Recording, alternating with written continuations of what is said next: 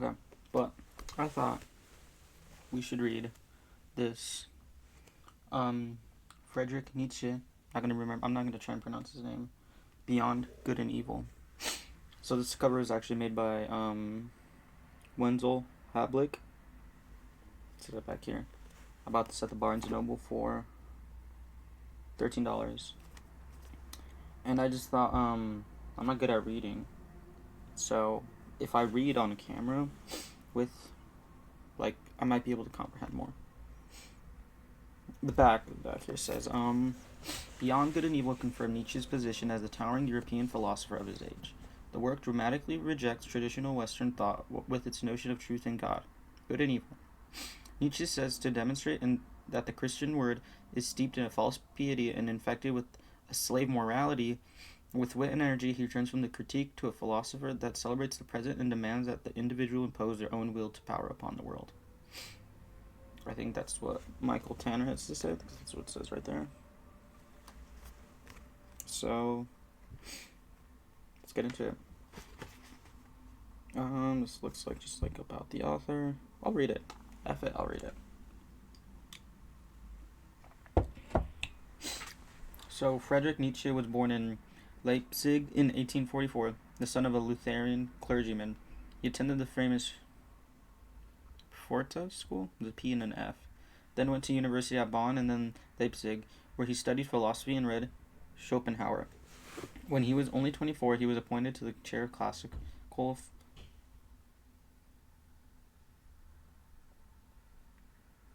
philology at Basel University. He stayed there until his health forced him into retirement in 1879. While at the university, he made and broke his friendship with Wagner, participated as an ambulance orderly in the Franco-Prussian War, and published The Birth of Tragedy in 1872. Untimely Meditations, 1873 to 76, and it was all part of his Human, All Too Human. I'm so bad. It's kind of embarrassing. And the first part of Human, All Too Human, 1872. From 1880 until his final collapse in 1889, except for his brief interludes, he divorced himself from everyday life and supported the university pension. He lived mainly in France, Italy, and Switzerland.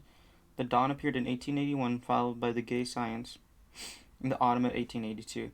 Thus spoke Zarathustra was written between 1883 and 85, and his last completed books were Esse Homo, an autobiography by Nietzsche. He became insane in 1889 and remained in a condition of mental and physical paralysis until his death in 1900. I don't want to read that.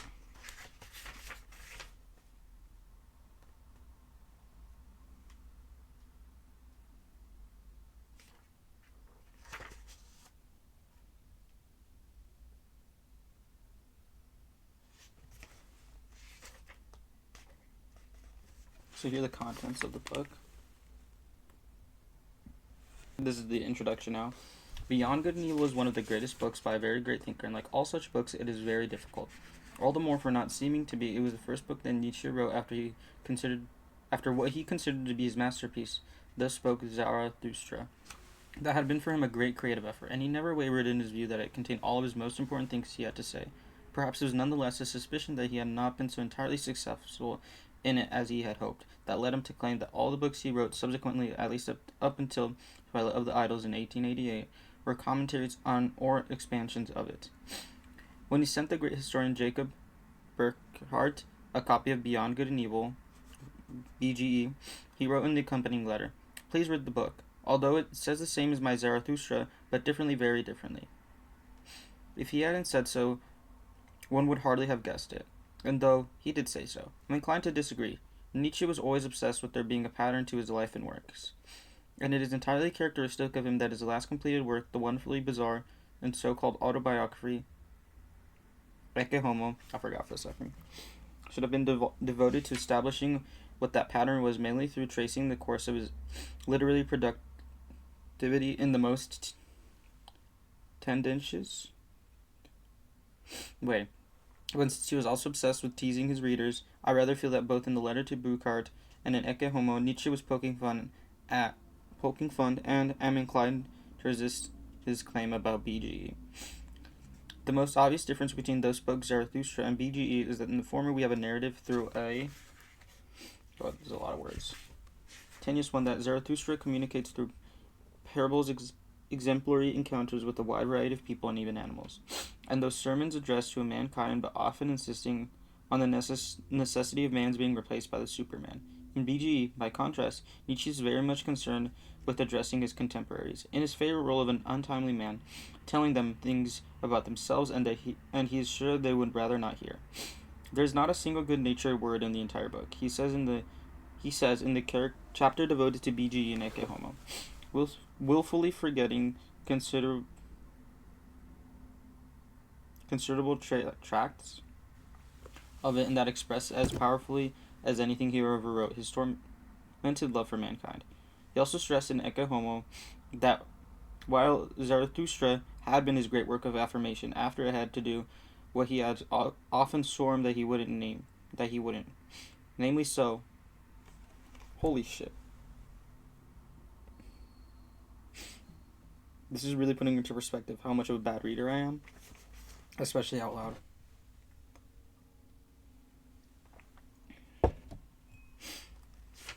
Okay. I also apologize for the street noises. I live on a busy street. Also, any noises coming from behind that door. I think my landlord's over.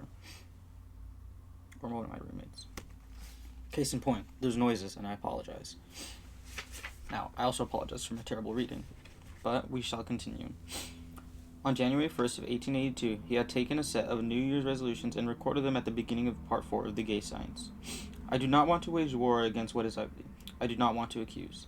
I do not even want to accuse those who accuse. Looking away shall be my only negation, and in all, on the whole, some day I wish only to be a yes-sayer. That day never came. In fact, receded further and further as he went on writing for a non-existent public. From now on, he writes of BGE and Ecce Homo. All my writings are fishhooks. Perhaps I understand fishing as well as anyone. If nothing got caught, I am not to blame. There were no fish. And the less he was taken notice of, the more critical, the more no-saying he became towards his non-readers.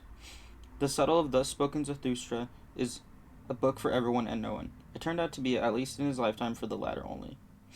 Since it was clear that the world wasn't ready for Zarathustra's message, ardently devoted to proclaiming how life was to be made worth living, Nietzsche turned more confidently than he had before, even in the great series of books which preceded Zarathustra, to diagnosing the reason for the worthlessness of contemporary existence, both his and ours. Again, in Ecce Homo, he writes of BGE that it was in all essentials of critique of modernity. Wow, I'm really bad at reading. The modern science. Modernity. English is also not my first language. Modern science is the modern art, not even excluding modern politics, but its objects of attack are still wider than this suggests. For Nietzsche, attacks modernity. This still doesn't sound right. This is killing me.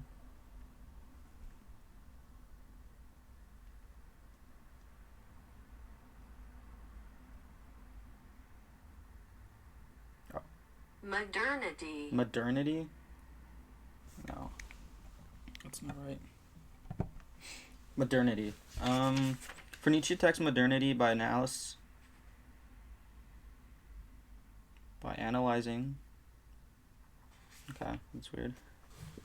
The perennial tendencies that it manifests. In giving a critique of modernity, he is simultaneously producing an account of decadence, a term to which he was addicted through Oddly Not in BGE, where he employs the possible more drastic word. From the birth of tragedy onwards, Nietzsche had produced a series of ever-deepening accounts of the ways in which cultures lose their creative drive and become decadent, and the great positive vision of Zarathustra had put him in. He felt in the strongest position for reinforcing those accounts. The first great culture with which he had been concerned was that of what he called the tragic age of the Greeks, which for him comprised the pre-Socratic philosophers and the first two of the great tragedians. Oh, there's so... I don't know one cast about the Greeks. Ooh, no, I'm looking that up. Everyone knows the Greeks had weird names. I'm not in the wrong for not knowing how to pronounce these.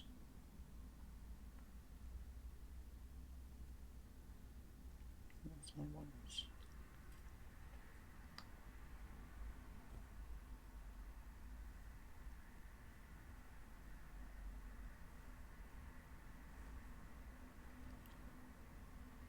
Aeschylus. No, that's not. Aeschylus. Aeschylus. Okay. Oh wow, I knew it didn't. Sophocles. I don't like this. Aeschylus and Sophocles.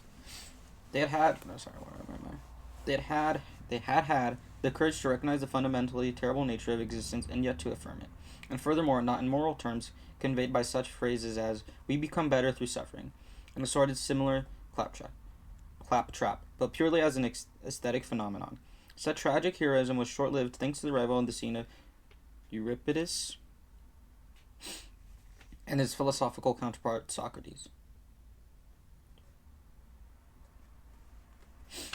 These two villains, according to Nietzsche, contrived the suicide of tragic drama through their purveying of optimistic rationalism.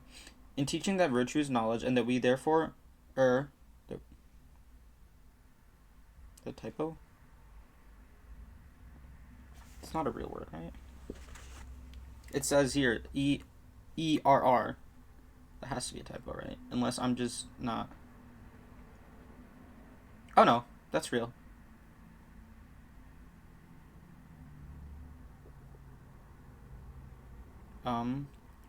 Air. Okay, so it says here. Okay, so the context is, and that we therefore err through ignorance alone. I guess that's such a stupid word. Err. It's ERR. It means to be mistaken or incorrect, make a mistake, fail to adhere to the proper acceptance standards, do wrong. So mistake. So in the context here, it says that where am I? Nietzsche says that their teachings were a mistake through ignorance. They deprive their culture of its greatest insight that the more we know about reality, the more frightful we realize that it is. And thus, they inaugurated the period of decadence. The situation went from bad to worse, in Nietzsche's view. For when Socrates was merely a belief that reasoning could lead us to virtue-inducing wisdom, became in the hands of his perversely brilliant I know this word. Pupil. This is not a hard word. I don't know, I'm struggling. It's because I'm freaking reading to a screen.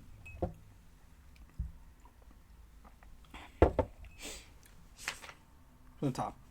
For when Socrates was merely a belief that reasoning could lead us to virtue-inducing wisdom, became in the hands of his perversely brilliant pupil Plato, a completely worked-out system which, whatever its author may have, thought about it. And Plato was in many ways the most pessimistic of philosophers, was regarded by Nietzsche as the hideous perfection of optimism in its posting of a world more real than this one, a world immune to change and thus to decay and death.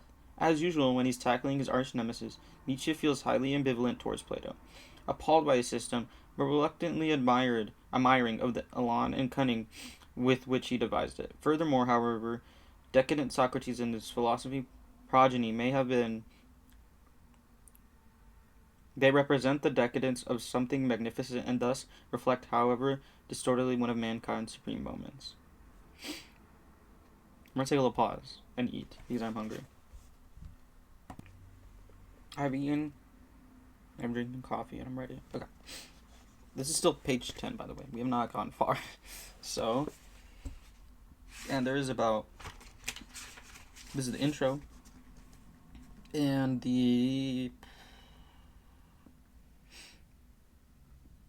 I guess it ends on page 222. We have a lot of reading to do tonight. Except I'm not going to read all tonight. I'm probably just going to do the intro. So, now, back to it. Meanwhile, a little to the east of Greece, another drama was being played out.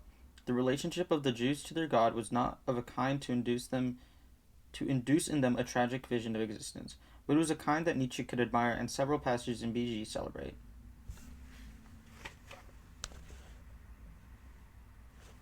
Never mind. While he seems always to have felt that there was nothing inevitable in the movement of decline from the tragic Greeks to their successors, in other words, that with better luck the latter could have maintained, perhaps even have extended the tragic insights of its former. It was inherent in Judaism that it would lead to its own overthrow in the most disastrous way.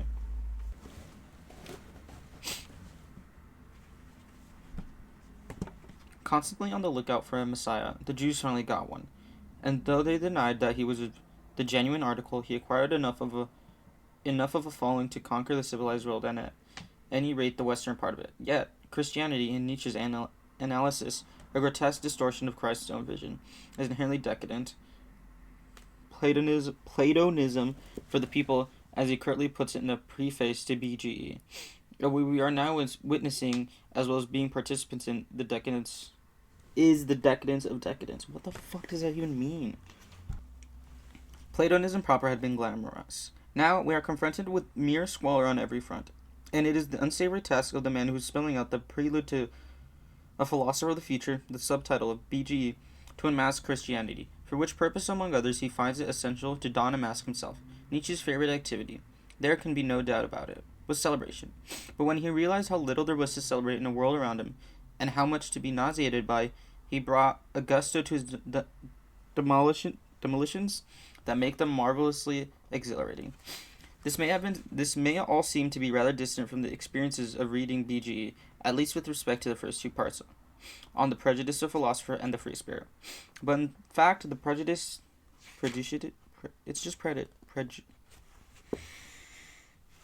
of philosophies turn out to be ones that we all share. Or perhaps it is fairer to say that Nietzsche regards us all. And so far, is that really one word? And so far? I feel like I'm going crazy.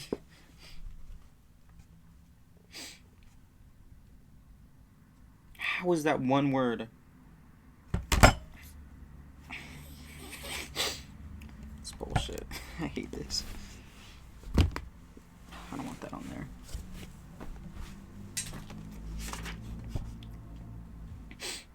Where were they? Or perhaps it is fair to say that Nietzsche regards us all,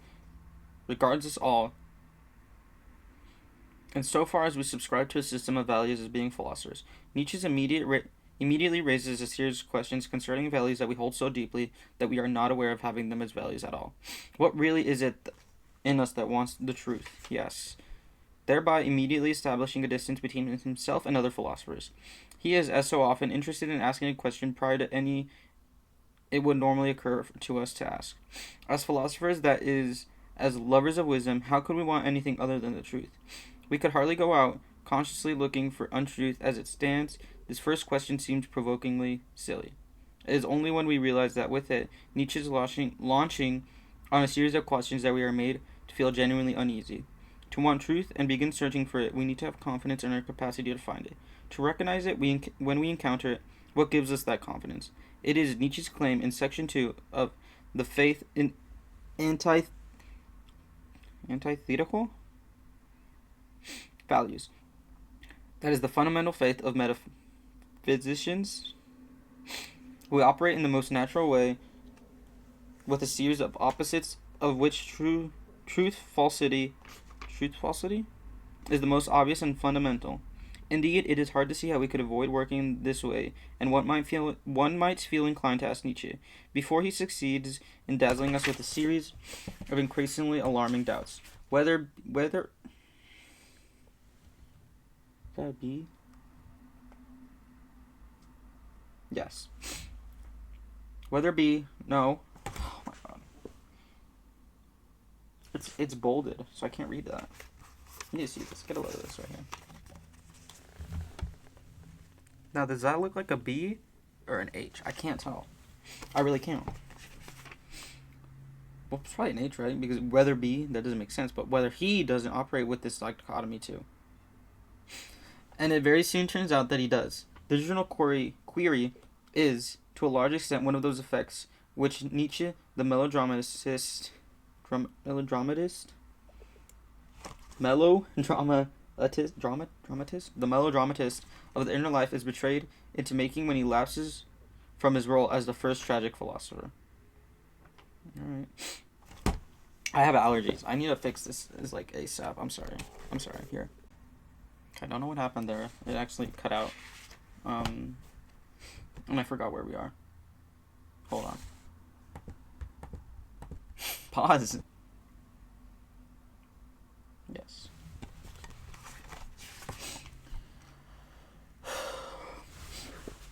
The issues that he is most valuable concerned with in these heady opening sections are all closely related to the first one, but not identical with it. His real anxieties have to do with our readiness to take as truths things that for him manifestly aren't, thereby displaying the lack of refinement in our senses of truth. In addition, he is irritated by the dogmatism that insists that between the poles of truth, falsity, good, bad, and so on, there can be no fruitful connections, and perhaps crucially he claims, and here I quote the whole of section 4. Let's quote now, I guess. I don't know what section 4 is. Hold on. I like TikTok. Is that a crime? Kind of, actually. I'm sorry.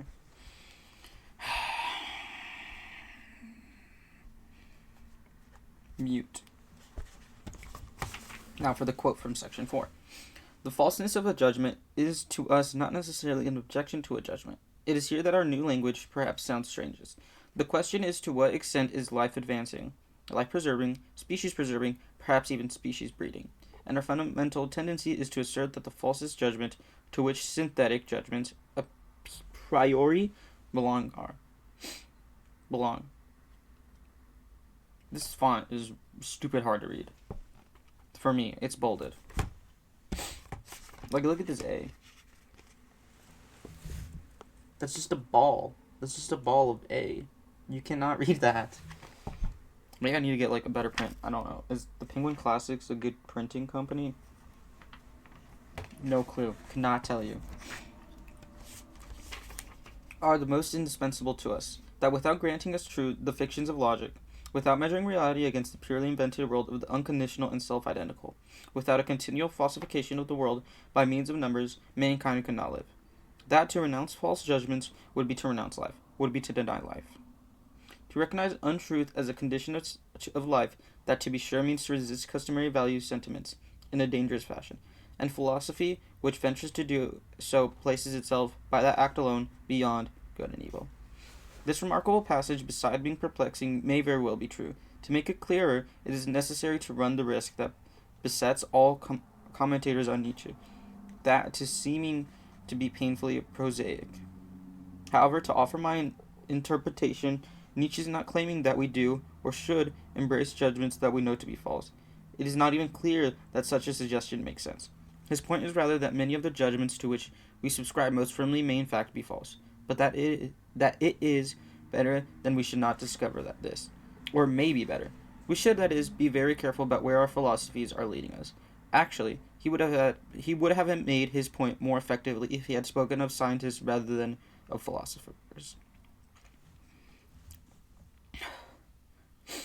For the latter have not been notably successful in uncovering any concrete truths, palatable or the reverse, at any stage in the history of the subject. But the search for truth at any cost, though it is inspired by a philosophy, has been carried through with terrifying success by scientists, admittedly more so in the century since Nietzsche wrote that passage than in all preceding times. It may well be the case that it is more important than a judgment be life advancing, life preserving, etc. I apologize. I say, then that it be true. But one can't decide to believe in something because it ministers to life, though one thinks that it is false simply because one can't decide to believe. Nietzsche is aware of this, to the extent that he has a hands-off attitude towards knowledge seekers. As he puts it in the preface to the second edition of The Gay Science, written later in the year that BG was published, it is true that God is present everywhere. A little girl asks, whoa.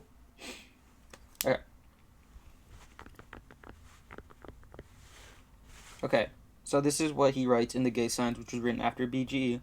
It's a quote. A little girl asks her mother, "Is it true that God is present everywhere?" She asks her mother, I think that's indecent, a hint for philosophers. One should have more respect for the bashfulness with which nature has hidden behind riddles and iridescent uncertainties. But surely Nietzsche would again have done better to speak of scientists. The secret of nature seems to be safe from philosophers. It must be the case that he was so concerned with the drive to truth, which philosophers ceaselessly boast of possessing to a supreme degree, that he overlooked what ought to have been for him their gratifying failure rate. Whoa. Or, more sympathetically to him, one might say that it was the whole nexus of science inspired by philosophy inspired by religion that really concerned him. There's a lot of dashes between this one sentence.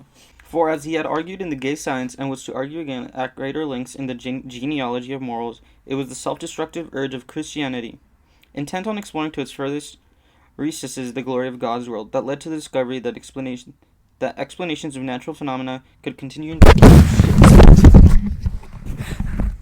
I'm sorry. It scared the shit out of me too.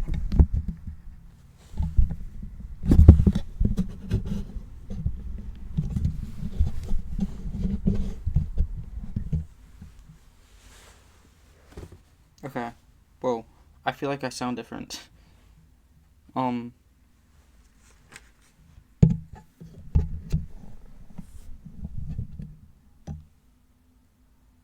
the fuck? That scared me.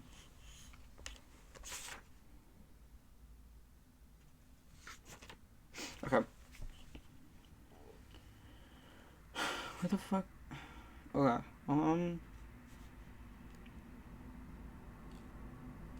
Okay, here it is. Where is it?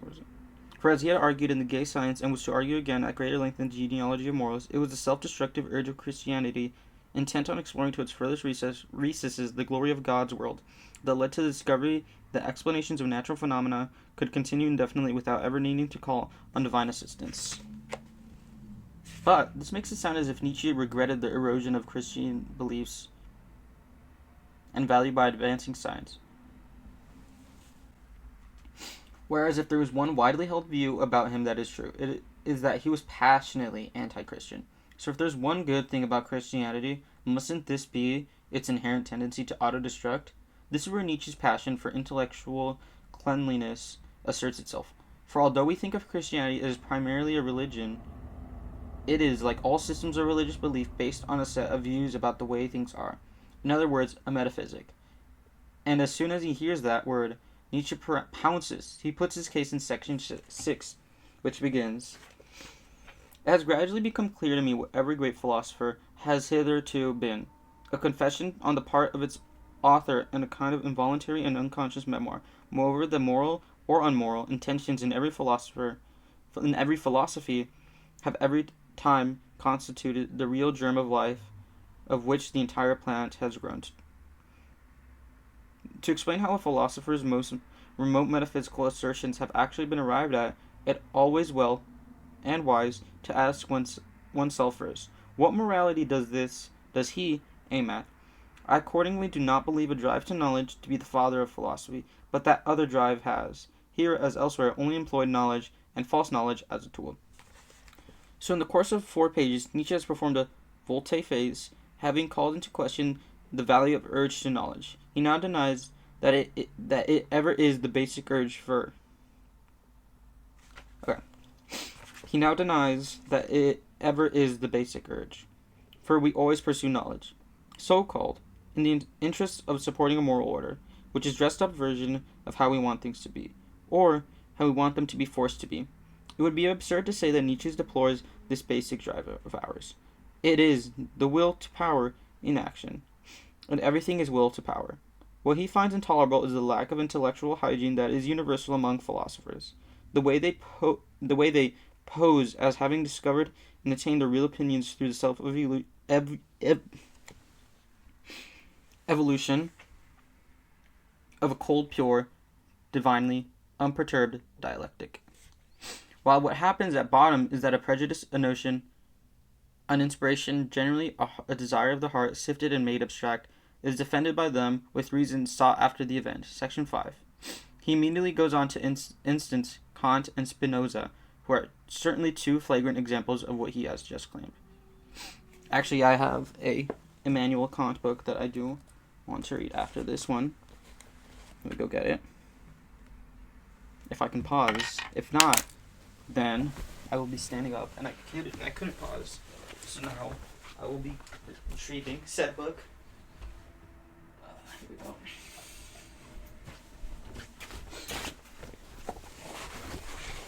I have a weird stool I'm sitting on, but I have here Immanuel Kant's Groundwork of Metaphysic of Morals, which I want to read after this one. It's interesting that they both mention each other, which I suppose makes sense. Yeah, so this guy was born before this guy. So it makes sense why Nietzsche would be critical of Kant's work, because he is like really criticizing philosophers and metaphysics prior to him. And from what I'm reading of the intro by, what's this guy's name? Michael Tanner. Mr. Tanner said so. So it's interesting to see. I wonder what this guy will say later on that he is so critical about, which I guess I'll read eventually.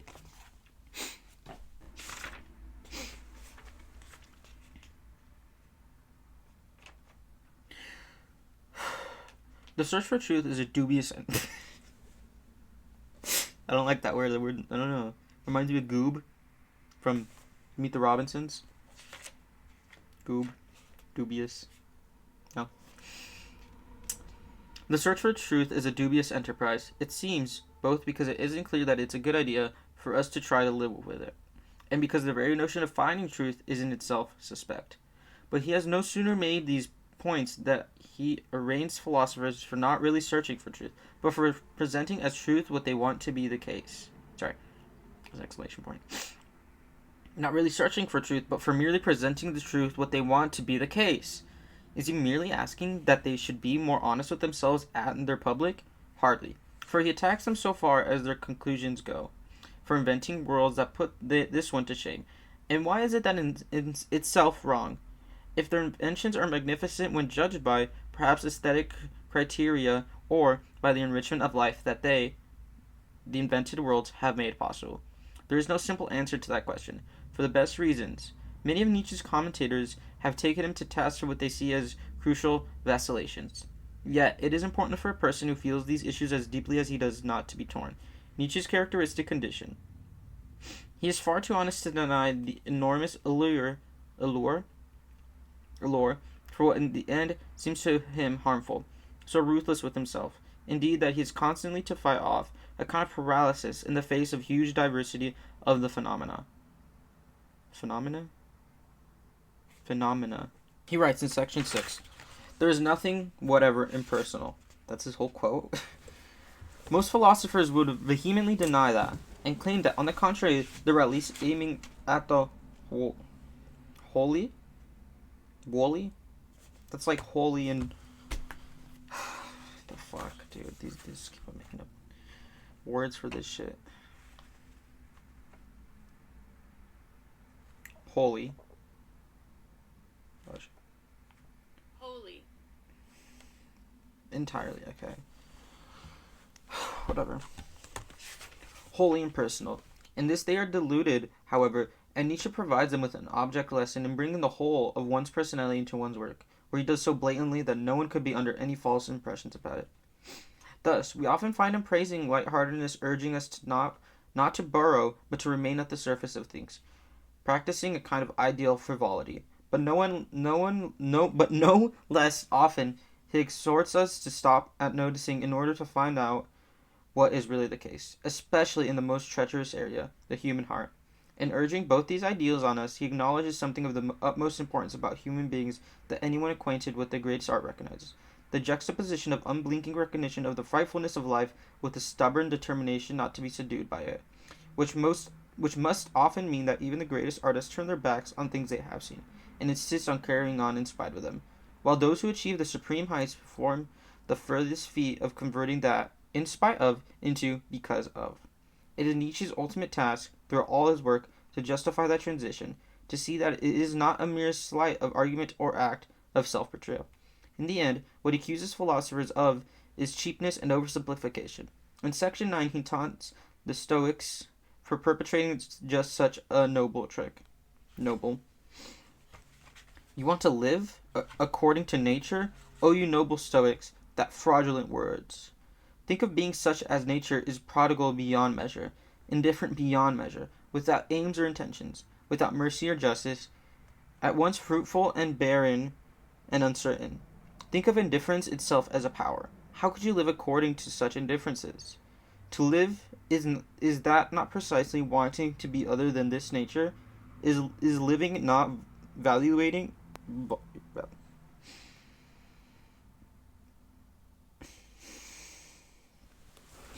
preferring, being unjust, being limited, wanting to be different, and even if your imperative live according to nature meant at bottom the same thing as live according to life, how could you not do that? Nietzsche takes the Stoics to task because they provide a particularly clear example of the dishonesty and trickery that he finds pervasive in philosophy. Their avowed ideal of finding out what nature is and then submitting to it, with the idea of the nobility of such an enterprise being smuggled in along the way, is mere humbug. In the first place, they tailor nature to suit their purposes, making it into a much less intimidating affair than it really is, ignoring its cruelty and wastefulness. Secondly, since nature is simply everything that there is, the idea of submitting to it rather than fighting it turns out to be boastful nonsense, an empty flourish to keep up their spirits. Nature is already in a state of ceaseless combat, one part against all others.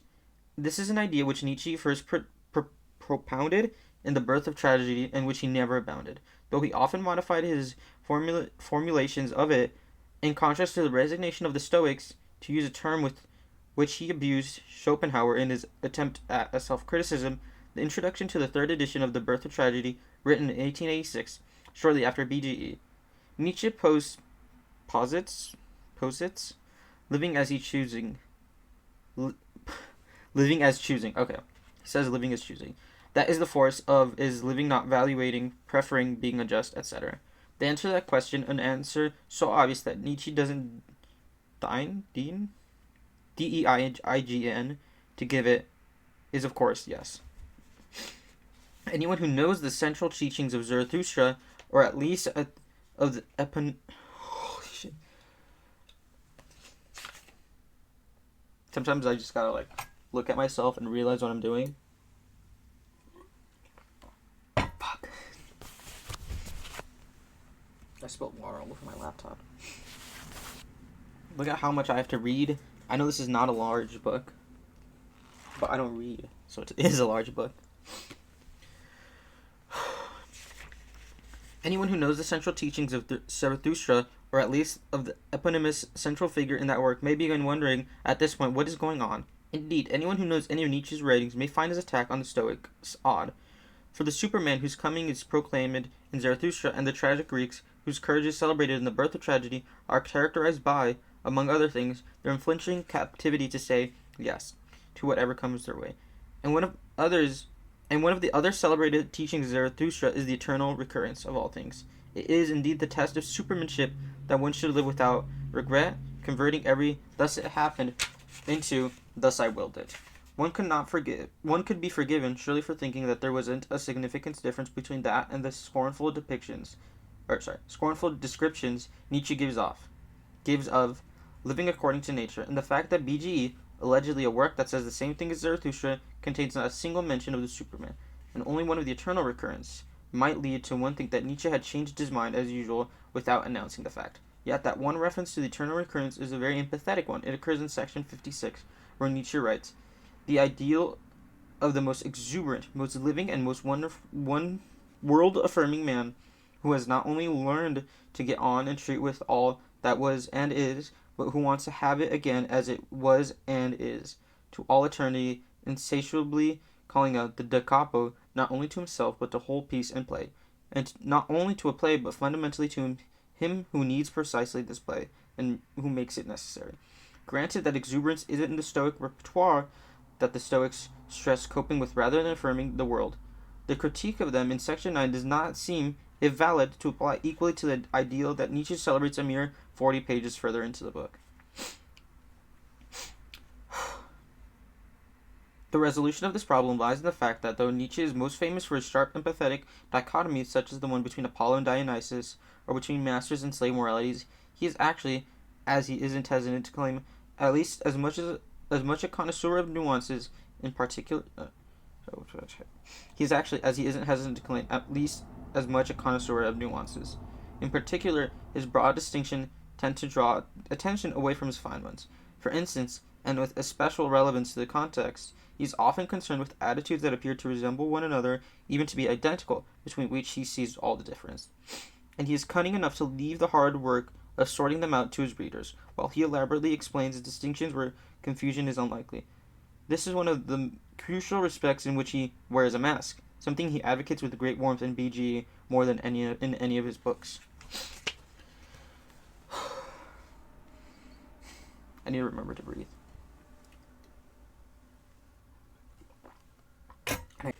So to take the case under discussion, both the Stoic and Superman assume that an attitude of acceptance, to use the most neutral word available, towards life.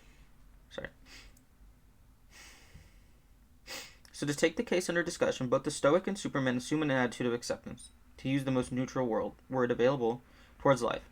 But the grounds on which they found their attitudes are fundamentally different, and so their attitudes are essentially different too. The Stoic, in Nietzsche's account of him, examines the world and realizes that it is futile to attempt to interfere with its predetermined course. The Stoic maintains that his values are imposed on him by the world. That have scrutinized the world, there is only one possible attitude to take, and in this respect he is no different from other philosophers. As Nietzsche writes later in section 9, this is an old and never-ending story that formerly happened with the Stoics, still happen today as soon as philosophy begins to believe in itself, and expresses that attitude in terms so vaguely in a way that he can't be faulted. Hence, Nietzsche's jeering, how could you not do that? Nietzsche's basic methodology, point against such philosophical carryings on, is that they put the cart before the horse.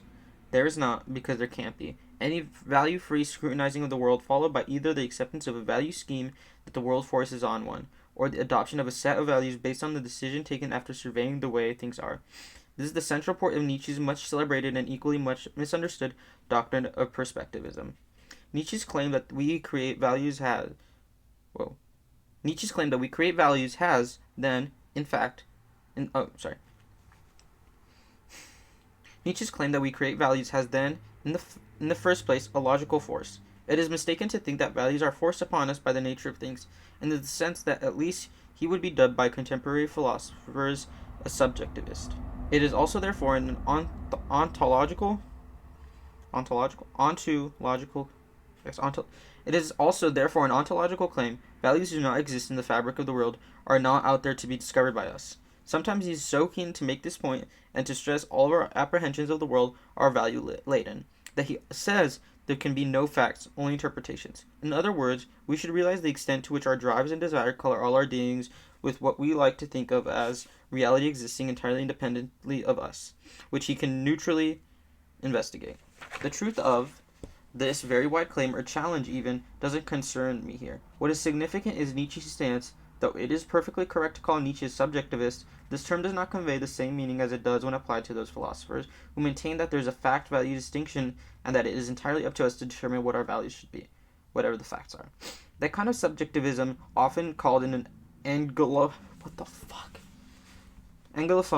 philosophical circus anti-naturalism, is impossible for Nietzsche simply because he refuses to grant it makes sense to talk of facts as opposed to values. So in Nietzsche's view, we inevitably do create values, whether we want to or not. If we fail to see that we are not only confused about the nature of our relationship to the world, we also are likely to make a specific attitude to the world that is damaging and makes us smaller.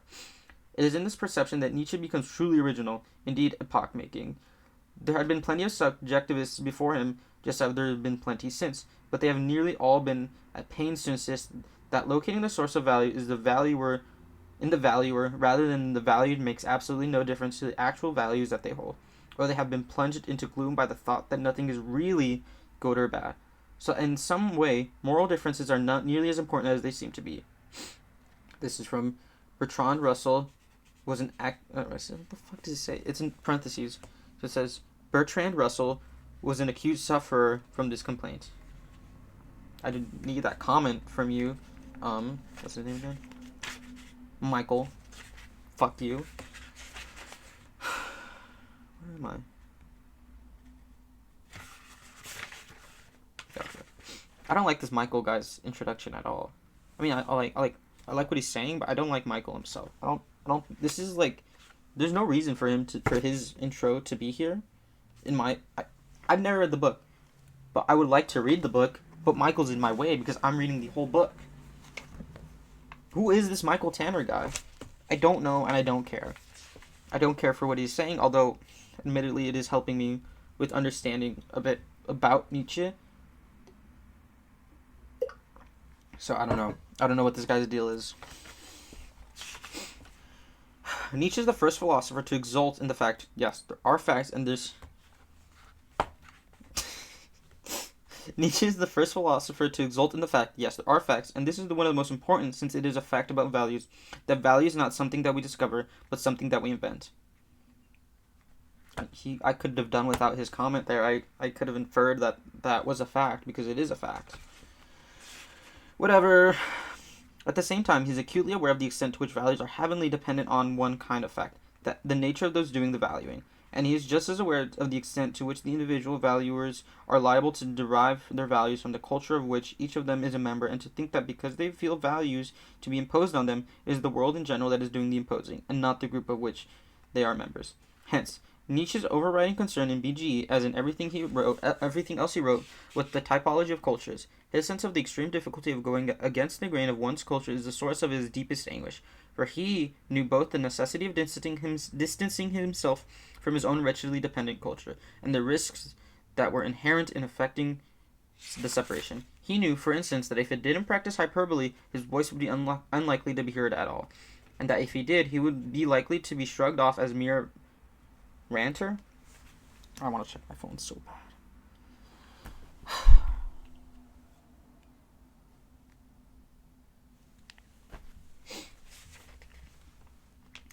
He also suspected, and more than suspected, that in providing a recipe for the overcoming of decadence, he would have to envisage a kind of man, or superman, who carries self-sufficiency to a degree which virtually meant total exile from society. To create and maintain values of a kind that Nietzsche could approve in the face of the contemporary world would require an act of will so prodigious that the person who could perform it would have to be allocated to a new species. Though the Superman remains a fascinating concept which deserves a much fuller investigation that I can give it here, or than it's fashion among commentators to give it, Nietzsche's subsequent published work do seem to indicate that Nietzsche himself remained deeply unsure of his success in characterizing this ideal figure, and that he returned in BG in the first instance to seeing whether there was any chance of a great man to emerge from within society. Though to qualify, they would have to transcend and violate the values of their society, even more than the great man by definition always do. I think that it is for the reason that the concepts of master morality and slave morality are introduced in section 260 of BG, thereby developing an opposition that Nietzsche had first adumbrated 7 years before in section 45 of Human, All Too Human, but had not worked out further in the intervening books. Whoa. I'm so close to being done. One of the characteristics of a master morality is that those who participate in it are aware of their roles as creators of value. Though they differ in many other vital respects from slave moralists, their consciousness that they are responsible for the values by which they live already gives them cause of rejoicing. They are, one might say, self-importance in the best sense that term, a sense that is a sense it normally lacks, indicating to what degree we ourselves are slaves of herd moralists. Nietzsche writes in section 260. He says, the noble type of a man feels himself to be the determiner of values. He does not need to be reproved of. He judges what harms me and harmful itself. He knows himself to be that which in general first accords and honors. He knows himself to be which in general first accords honor two things. He creates values. Everything he knows to be a part of himself he honors. Such a morality is self-glorification. In the foreground sounds a feeling of plenitude of power which seeks to overflow. The happiness of high tension, the consciousness of the happiness of high tension, the consciousness of a wealth which would like to give away and bestow. Such a passage arouses at least mixed feelings, if not wholly hostile ones. We are so permeated by the idea that morality is not a matter of self-glorification, of overflowing power, nor of subsequent characterization of hardness and a mild contempt for and caution against sympathy and the warm heart.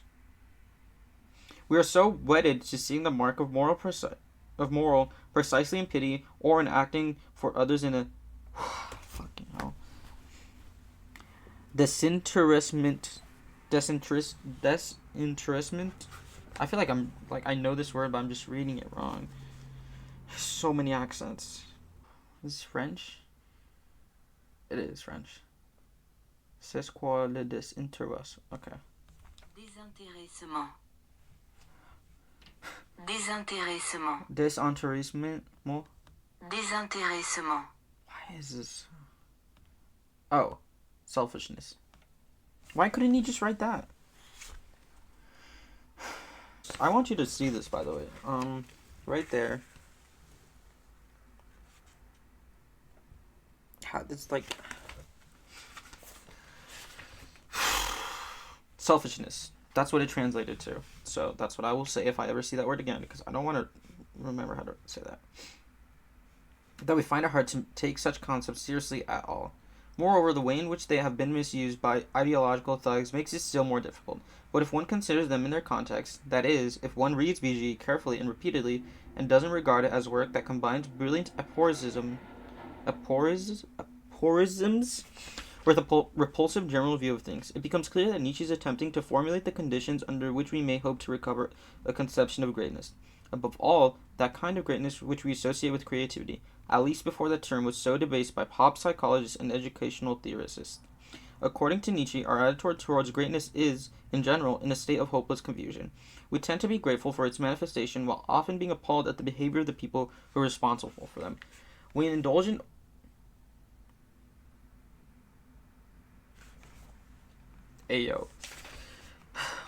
orgies of moral recrimination against those who have done most to enhance our culture, who have given us a very large part of our sense of what makes life worth living. We wish that those who have contributed most to our artistic heritage, our increased knowledge, our political and social arrangements, where those can be prized, had been better men than their biographies.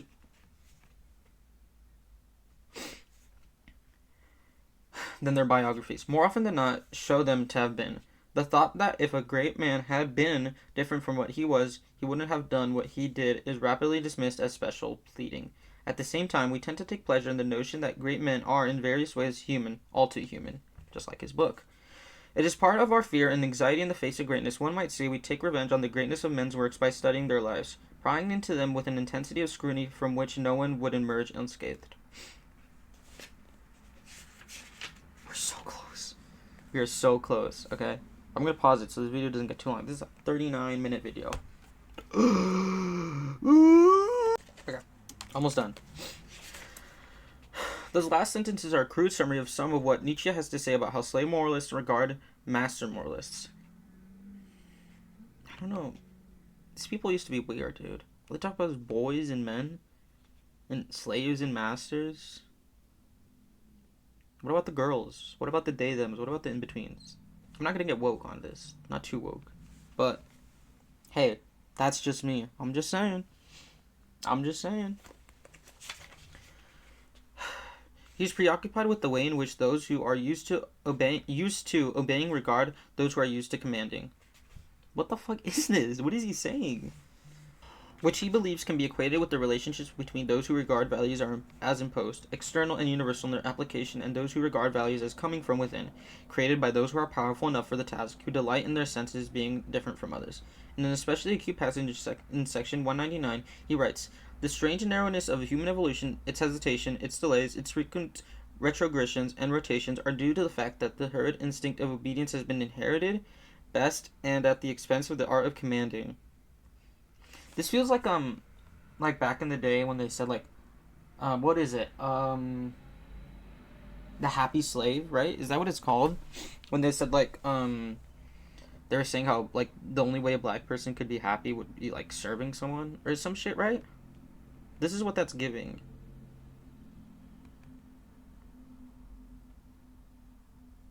Yeah, just that they slaves were happy because they served. And that was in their blood. This is what that's giving. Is he racist? What? I need to find this out right now, because what if I'm taking moral and philosophical advice from a racist? Then this needs to stop, and this is the end of the series. He probably was. It was freaking... Oh, sorry. Freaking the 1800s. They're all racists. Hold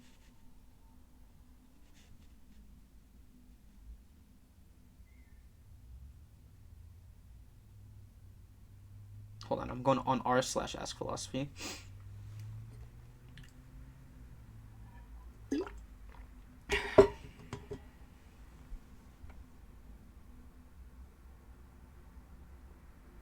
Oh, he said Muslims are okay. This guy hated Christians.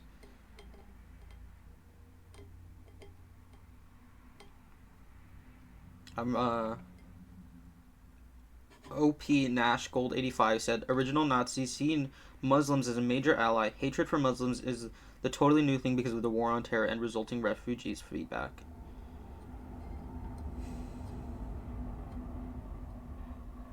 Oh, the Nazis used his texts? What?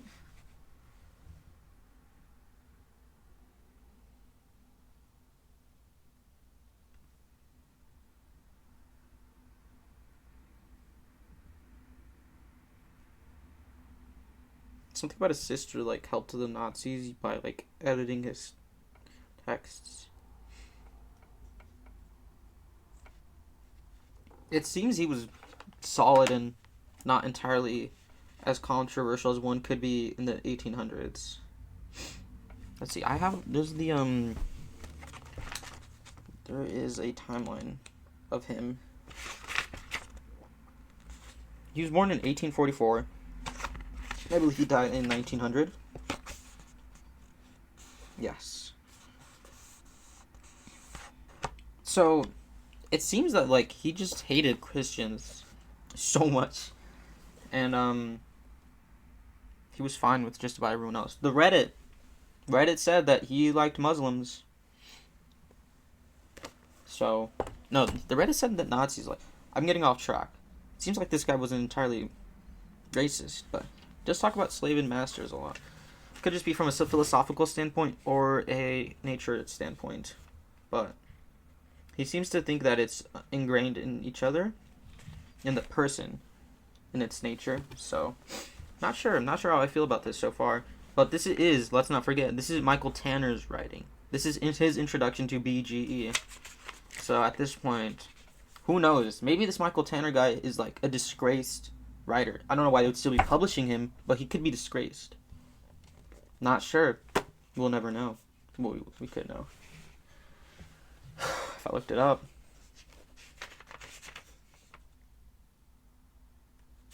I'm getting off track.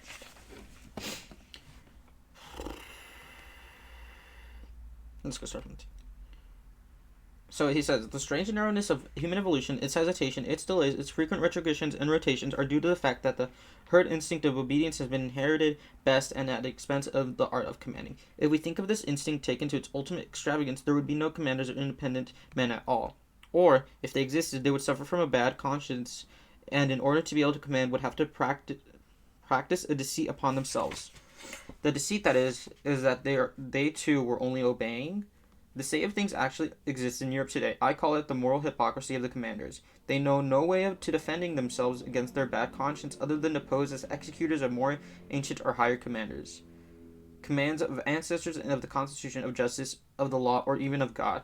Or even to borrow head maxims for the herd's way of thinking and appear as the first servant of the people, for example, as instruments of the common good.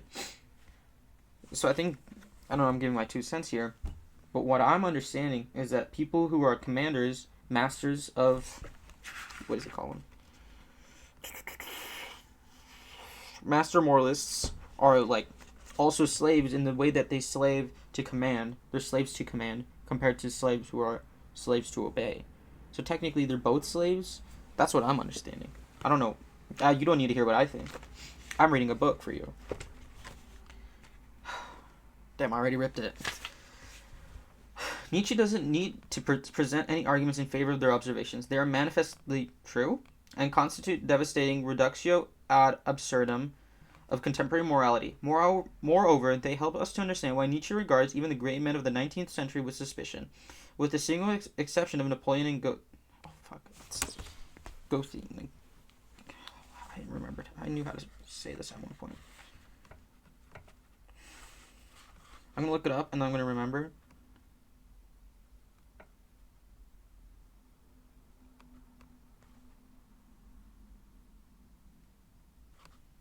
Johann von...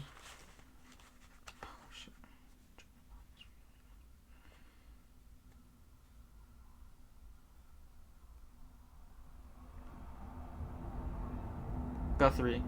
That's right. Or Goethe? Goethe would fur and... So Gur, like fur, ta. So Goethe? Really? These European people, they be having weird ass names, but anyways. With the single exceptions of Napoleon and Goethe, the two men who empathetically didn't think of themselves as acting in obedience to laws from beyond or outside. That is why Nietzsche jubilantly in section 209 with one should have at least sufficient profound comprehension of Napoleon's astonishment when he caught sight of Goethe. There's no H. There's no H in this. Look at this. It is spelled Goethe. There's no H. So how is it Goethe? Oh, fur? It's...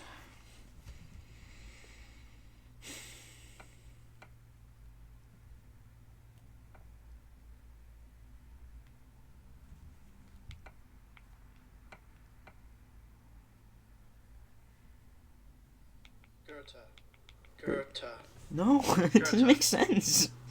What the fuck? Goethe. Anyways. One should have at last... have the fuck...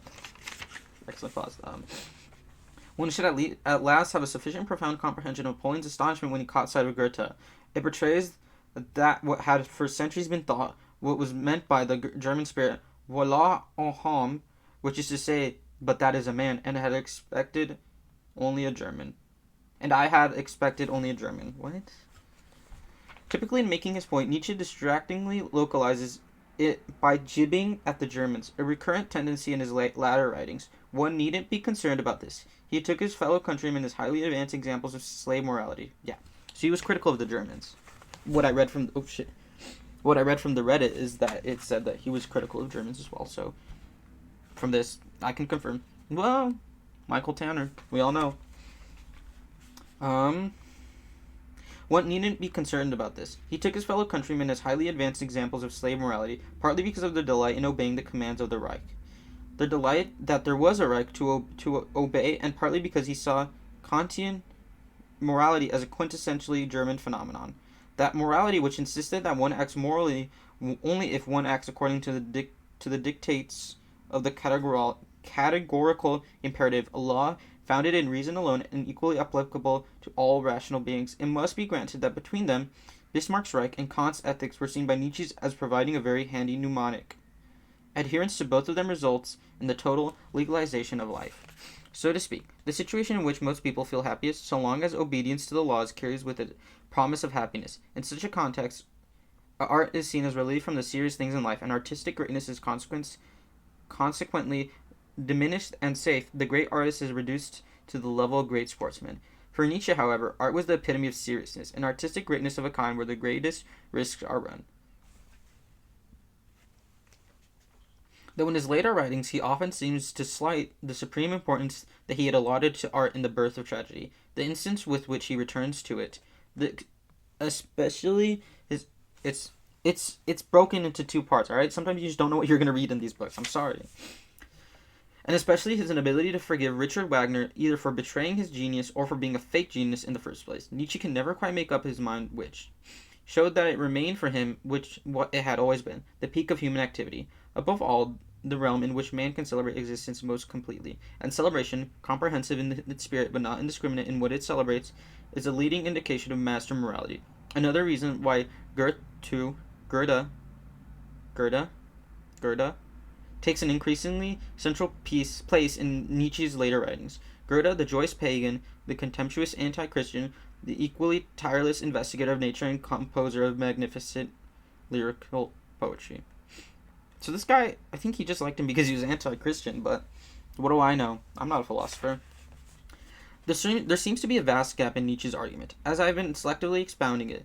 For if the chief task of art is to celebrate, and there is at least some intimate connections between the impressiveness of the celebration and the value of which is celebrated, what of the glories of Christian art? Christianity is the slave morality par excellence, and yet it is inspiration to take one of its most spectacular manifestations behind the sanctus of the Mass in B minor, where Bach. I'm a Bach fan.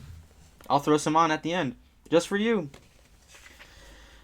Celebrates as no one ever has before or since, but Nietzsche is horrified by Christian morality. His attitude towards the deity himself is much more complex, which is made clear in what is probably his most famous passage in all of the writings, the madman's proclamation that God is dead. In section 125 of the Gay Science, the man is regarded as mad precisely because he makes such a fuss about God's death, which seems to be a matter of indifference to the people in the marketplace. Nietzsche is of course the madman, and everything he produced after this proclamation is written in its shadow. It is taken for granted, therefore, in BG that God's death is an fait accompli, and that without God, the only death in it. Oh wait, no. Oh shit. And that without God, the only possibility of greatness is in its creation. He who does not find greatness in God finds it nowhere. Nietzsche says in a notebook, you must either deny it or create it. Zarathustra is Nietzsche's major attempt to indicate how it might be created. BGE, in the large part, an exploration of how greatness is rendered impossible if we continue in the habits that are instilled by 2 millennia of Christianity while abandoning the position of the whole enterprise, God. Bach found greatness in God and had no doubts about the truths of his religion. To return to BGE, the falseness of a judgment is to us not necessarily an objection. The question is to what extent it is life-advancing, life-preserving. But now we know that Bach's judgment was false and that all our perspectives need to be altered. Indeed, no one, I think, can read BGE seriously without at least having an impressive number of the perspectives altered. That is the end of Michael Tanner's introduction to Beyond Good and Evil. Okay, I was almost unsure, but I do have this record. It is... What the fuck is this? I don't know what I'm looking at.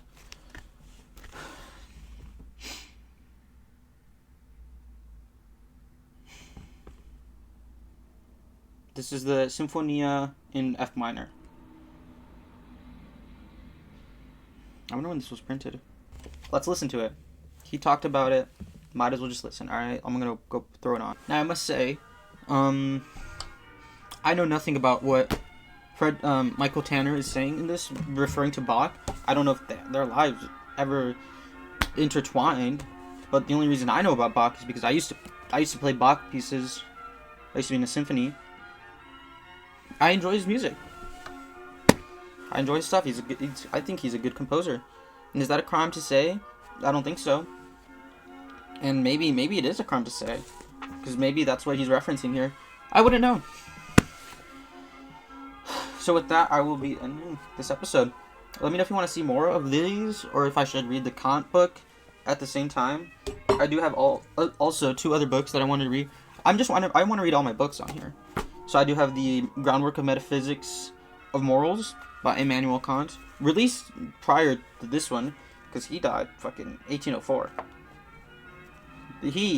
Their lives will not have ever touched. This guy was 1844. I have 2 fiction books. What about like painting and another one about fish? So if you want me to read any of those as well, just let me know. But that is the end of reading the introduction by Michael Tanner to Friedrich Nietzsche's Beyond Good and Evil. Hope you enjoyed. Subscribe for more. See you later. Bye.